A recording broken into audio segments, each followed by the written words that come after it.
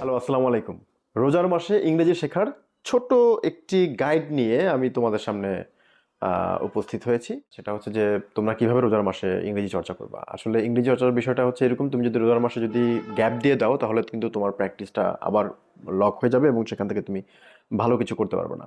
তো রোজার মাস যেহেতু সংযমের মাস, এই সময় আমরা একটু খাবার দাবার কন্ট্রোল থেকে শুরু করে নিজের চিন্তা চেতনা সব কিছুতেই আমরা একটু আসলে মানে সবসময় একটু কন্ট্রোলিং একটা এনভায়রনমেন্টে থাকি এবং নিজেকে সংযম করার চেষ্টা করি এবং এই সময় যত কম কথা বলা যায়। এজন্য রোজার মাস আসলে স্পিকিং প্র্যাকটিস করার জন্য একটা বেস্ট মান্থ না। এই মাসে আমরা যে প্র্যাকটিসগুলো করতে পারি, আমাদের যে ইনপুট ডিভাইসগুলো আছে সেগুলোকে ব্যবহার করে ভালো বেশি করে আমরা ইনপুট প্র্যাকটিস করতে পারি। লাইক আমরা রিডিং এবং লিসনিং বেশি বেশি করে প্র্যাকটিস করতে পারি। তো রোজার মাসে আমরা সাধারণত কোরআন তেলাওয়াত শুনি। তো এই কোরআন তেলাওয়াতটা মানে আমি ২-৩টা ওয়ে তোমাদেরকে বলে দিচ্ছি। যেমন লিসনিং প্র্যাকটিস করার জন্য তোমরা যেটা করতে পারো সেটা হচ্ছে গিয়ে কোরআন তেলাওয়াত তোমরা শুনতে পারো, অ্যারাবিকটা শুনতে পারো। অ্যারাবিকের সাথে যদি ইংলিশ ট্রান্সলেশনটা শুনো তাহলে আমার মনে হয় যে একই সাথে তোমার কোরআন তেলাওয়াতও শোনা হচ্ছে, আবার সাথে সাথে সাথে তোমার আহ, ইংরেজি যে লিসনিং এটাও কিন্তু প্র্যাকটিস হচ্ছে। যেমন ধরো আমি যদি একটা এক্সাম্পল দেই, তুমি যদি ইউটিউবে একটু লিখে সার্চ দাও যে কোরআন তেলাওয়াত উইথ ইংলিশ ট্রান্সলেশন, তখন দেখবা যে তুমি পেয়ে যাবা। ওইখান থেকে তুমি যে কোনো একটা তুমি শুনতে পারো প্রতিদিন। যদি এরকম একটা ফুল পারা কিংবা হচ্ছে যে একটা হাফ পারা, যতটুকু তুমি রেঞ্জের মধ্যে থাকে অতটুকু যদি তুমি শুনতে পারো তাহলে তোমার মানে ধর্মীয় প্র্যাকটিসও হয়ে গেল। পাশাপাশি হচ্ছে তুমি যে কোরআন তেলাওয়াত যে তুমি করছো সেটাও কিন্তু মানে তুমি যে শুনছো ইংরেজি ট্রান্সলেশনটা, সেখান থেকে তোমার ইংরেজি ট্রান্সলেশন প্র্যাকটিসও হয়ে গেল। তো আমার হাতে একটা মোবাইল আছে, এখান থেকে আমি তোমাদেরকে এটা কিভাবে প্র্যাকটিস করবা এটা একটু আমি তোমাদেরকে শোনাই। আমি ওই এভাবে লিখে সার্চ দিয়েছি। সার্চ দেওয়ার পরে একটা ভিডিও এসেছে, আমি সেটা এখন ক্লিক করে তোমাদেরকে শোনাবো যে কিভাবে আমরা কোরআন তেলাওয়াতের সাথে ইংলিশ ট্রান্সলেশন দিয়ে আমরা ইংরেজি চর্চাটাও কন্টিনিউ করতে পারি। في الأرض قالوا إنما نحن مصلحون. And when it is said to them, do not cause corruption on the earth, they say, we are but reformers. ألا إنهم هم المفسدون ولكن لا يشعرون. Unquestionably, it is they who are the corruptors, but they perceive it not. وإذا قيل لهم آمنوا كما آمن الناس قالوا أنؤمن كما آمن السفهاء ألا إنهم هم السفهاء ولكن لا يعلمون. And when it is said to them, believe as the people have believed, they say, should we believe as the foolish have believed? Unquestionably, it is they who are the foolish, but they know it not. وإذا لقوا الذين آمنوا قالوا آمنا. মাশাআল্লাহ, খুবই ভালো recitation. তো এইটা তোমরা শুনতে পারো, এটা শুনে পাশাপাশি তুমি ইংলিশ ট্রান্সলেশনটা শুনলে এখানে তোমার মানে ইংরেজি বোঝার ক্ষমতাও একটা তৈরি হবে যে ইংরেজিতে আসলে কোরআনে কি বলা হয়েছে। সে কথাগুলো তুমি ইংরেজিতে বোঝার চেষ্টা করলা, সেক্ষেত্রে তোমার লিসনিং স্কিলটা অনেকটা ইমপ্রুভ করবে। পাশাপাশি তুমি মানে লিসনিং চর্চা করার জন্য তুমি এটাও করতে পারো। তো আমার মনে হয় যে পুরো 30 দিন, রোজার যে 30 দিন, এই 30 দিন যদি তুমি একটু একটু করে কোরআন তেলাওয়াত শুনো এবং সাথে যদি তুমি ইংলিশ ট্রান্সলেশনটা শুনো, এটার মাধ্যমে তোমার আমাদের কোরআনের তেলাওয়াত শোনারও একটা চর্চা হলো, আর পাশাপাশি হচ্ছে গিয়ে ইংরেজি লিসনিং এর একটা চর্চা হলো এবং ইংলিশ লিসনিংটা তোমার সাথে থেকে রইলো। তো এটা একটা ওয়ে যে তুমি চাইলে এটা করতে পারো। আবার আমরা অনেক সময় হচ্ছে গিয়ে বয়ান শুনি, বা বাংলা যেটাকে বলে ওয়াজ, বা ওয়াজ বাংলা শব্দ কিনা আই ডোন্ট নো, মানে ওয়াজ শুনি আমরা, এই ওয়াজটাকে আমরা বয়ান শুনি। তো এই বয়ান হচ্ছে গিয়ে অনেক ইসলামিক স্কলার আছে, তাদের বয়ানটা তুমি চাইলে ইংরেজিতে শুনতে পারো। তো এর মধ্যে ম্যাক্সিমাম ইসলামিক স্কলার হচ্ছে গিয়ে মিডল ইস্ট কিংবা ইন্ডিয়ান সাবকন্টিনেন্ট বা ইন্ডিয়া এই ধরনের অঞ্চল থেকেই আসা, ইন্ডিয়া পাকিস্তান। কিন্তু তুমি যদি সরাসরি নেটিভদের মানে বয়ান শুনতে পারো এটা সবচেয়ে ভালো হয়। তো নেটিভদের বয়ান শোনার জন্য আমি তোমাকে দুইজন ব্যক্তিকে সাজেস্ট দিতেছি। এই দুইজন ব্যক্তির বয়ান তোমরা শুনতে পারো, খুবই ভালো বয়ান দেন ওনারা। এবং ওনারা যেহেতু নেটিভ, এই জন্য তুমি এই বয়ানটা তুমি নেটিভ ইংলিশে শুনতে পারলা। তো একজনের নাম হচ্ছে গিয়ে উস্তাদ আব্দুর রহমান মারফি। তো আমি একটু ওনার ভিডিও তোমাদেরকে শোনাইতে চাইতেছি, সেক্ষেত্রে তুমি কিছুটা আইডিয়া পাবা। ওনার চেহারা দেখলেও তুমি হয়তো পরবর্তীতে চিনতে পারবা।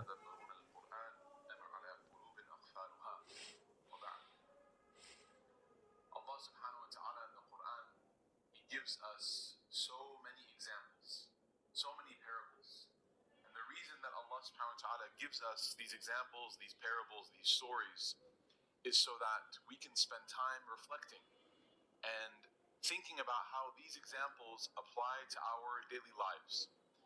A lot of us, we see the Quran, we come to the masjid, we see the mushaf on the shelf, or we go to our home and উনি খুবই নামকরা একজন ব্যক্তি, যার যার মানে যার বক্তব্য তুমি শুনতে পারো, যার বয়ান শুনতে পারো, এবং উনি উনি উনার যে উনি মূলত ক্যানাডিয়ান, এবং উনি হচ্ছে যে খুব ভালো বক্তব্য দেয়, কোরআন ব্যাখ্যা করে বা হাদিস ব্যাখ্যা করে, এবং এটা হচ্ছে যেহেতু উনি নেটিভ স্পিকার, এই জন্য হচ্ছে যে ওনার ইংরেজিটা শুনলে তোমার নেটিভ স্পিকিংয়ের যে স্কিলটা, সেটা মানে লিসনিংয়ের যে স্কিলটা, সেটা ইমপ্রুভ হবে। আরেকজন ব্যক্তি আছেন যে খুবই পপুলার, উনি হচ্ছে কি ইউসুফ স্টেটস। সো টাও আমরা চাইলে শুনতে পারি, উনিও খুব ভালো একজন বক্তা, অনেকে হয়তো ওনাকে চিনো, ঠিক আছে? তো দেখো, দেখলে হয়তো বুঝতে পারবা। It's not a funny thing. It's not a joke. Because what they really want, the drug gives them something like it for just a few minutes, but then it gets worse and worse. And sometimes the drugs are so powerful, he doesn't even survive the first. So Because it speaks. আমরা ইউসুফ স্ট্রেসের লিসনিংটাও শুনতে পারি, ওনার বয়ানও শুনতে পারি, এটা উনিও একজন native speaker. এবং আমরা হচ্ছে যে মারফির টাও শুনতে পারি, ওনারা দুজনই হচ্ছে নেটিভ স্পিকার, এবং ওনাদের স্পিকিং যদি তুমি মোটামুটি 30 দিন যদি শুনতে পারো, তোমার লিসনিং স্কিল অনেকটা ইমপ্রুভ করবে। পাশাপাশি তোমার যে স্পিরিচুয়াল যে মানে আমাদের যে বিষয়গুলো, ধর্মীয় যে বিষয়গুলো, সেগুলো আমরা অনেকটা ইমপ্রুভ করব।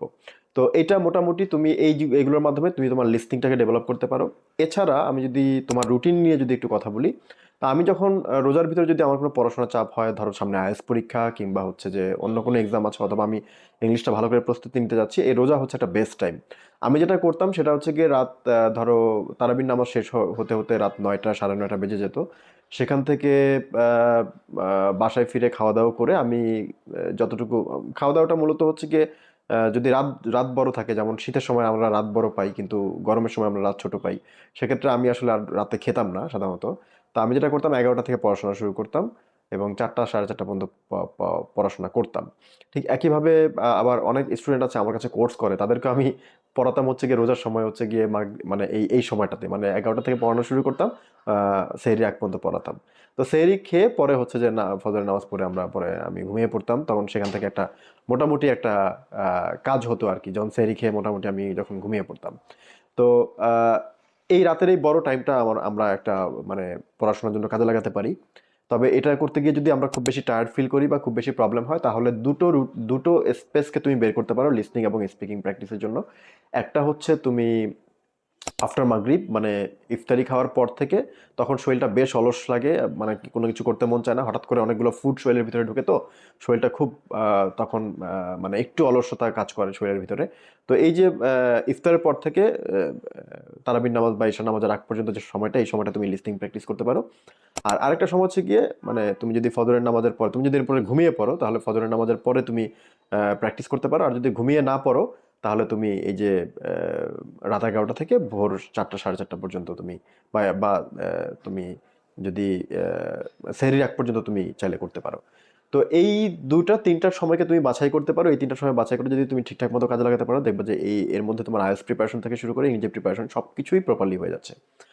স্পিকিং প্র্যাকটিসের জন্য আমি যেটা রিকমেন্ড করি, সবসময় স্পিকিং তো আর কথা বলার সুযোগ হয় না, রোজা একটু ক্লান্তও লাগে।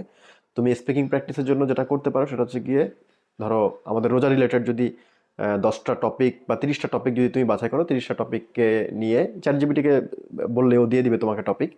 এই 30টা টপিককে নিয়ে তুমি 30 দিনের জন্য 30টা ভিডিও মেক করার চেষ্টা করো, এবং সেটা তুমি যদি ইয়েতে দিয়ে দাও, এটাকে কি বলে, যদি তোমার ফেসবুক প্রোফাইলে বা ইয়েতে দিয়ে দাও, তাহলে সেক্ষেত্রে ধর্মীয় প্রচারও হলো, এবং পাশাপাশি তোমার ইংলিশ স্পিকিং প্র্যাকটিস হলো। এবং এটা অবশ্যই ইংরেজিতেই করতে হবে, বাংলায় করা যাবে না।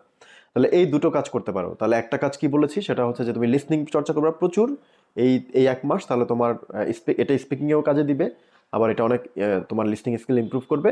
আর তুমি চাইলে একটা করে রোজা সম্পর্কিত বা রমজান সম্পর্কিত ইংলিশ স্পিকিং ভিডিও মেক করে সেটা তুমি তোমার ফেসবুক প্রোফাইলে দিতে পারো। সেক্ষেত্রে আমাদের রোজার ভাব গাম্ভীর্যতাও ঠিক থাকলো, আবার আমরা যে ইংলিশ স্পিকিং প্র্যাকটিস করলাম সেটাও আমরা ধরে রাখতে পারলাম।